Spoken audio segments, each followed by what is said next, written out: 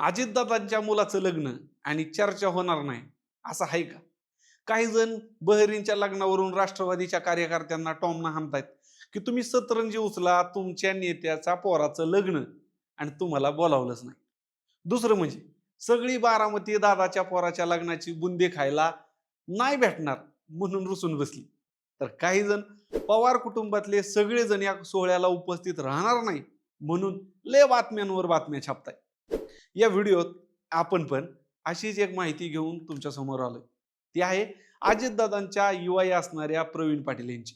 सोबतच लगीन होत असलेल्या जय पवार आणि ऋतुजा पाटील यांची ओळख कशी झाली याची. चला तर मग महाराष्ट्राच्या परमनंट उपमुख्यमंत्री असणाऱ्या अजितदादांचे धाकटे चिरंजीव जय पवार यांच्या लग्नाची कहाणी ऐकूया. नमस्कार, मी दिनेश. तुम्ही पाहताय महाराष्ट्र कट्टा.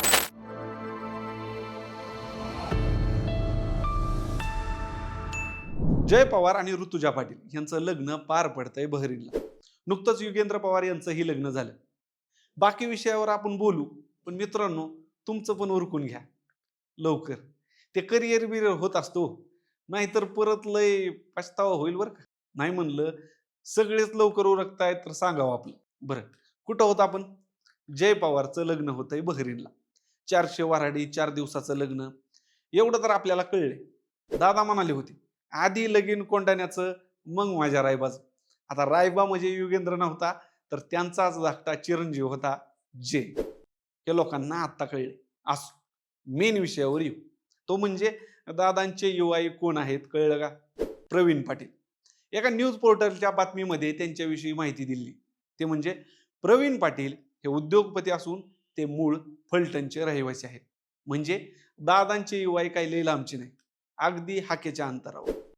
पण आता जय पवार आणि ऋतुजा पाटील यांची सुरुवातीची भेट ही 2024च्या लोकसभा आणि विधानसभेच्या निवडणुकांमध्ये झाल्याची माहिती आता समोर आली. त्याचं झालं असं की विधानसभा प्रचारात एक सोशल मीडिया आणि पीआरचं काम करणारी कंपनी अजितदादांच्या प्रचाराचं काम करत होती. प्रवीण पाटील यांच्या इतर कंपन्यांपैकी एक कंपनी जाहिरातीच्या दुनियेत काम करत होती. त्याचंच काम त्यांची मुलगी ऋतुजा पाटील या पाहत होत्या.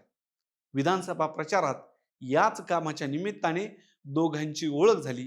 त्याचं पुढं नात्यात रूपांतर झालं. म्हणजे सोशल मीडियाच्या कामासाठी एकत्र आलेल्या दोघांची कायमची लग्नगाठ बांधली गेली. विदेशात त्यांच्या लग्नाचा सोहळा थाटात पार पडणार आहे. दादांच्या कार्यकर्त्यांना मात्र याचं आमंत्रण नसलं तरी बारामतीत जंगी कार्यक्रम झाल्याशिवाय राहील का, असं कार्यकर्ते म्हणतात. तर मित्रांनो, युगेंद्र पवारचं झालं, जय पवारचं होतंय, तुमचं कधी? सध्या इथेच थांबूयात. अशाच व्हिडिओसाठी महाराष्ट्र कट्टा या आपल्या यूट्यूब चॅनेलला सबस्क्राईब करायला तेवढं विसरू नका. धन्यवाद.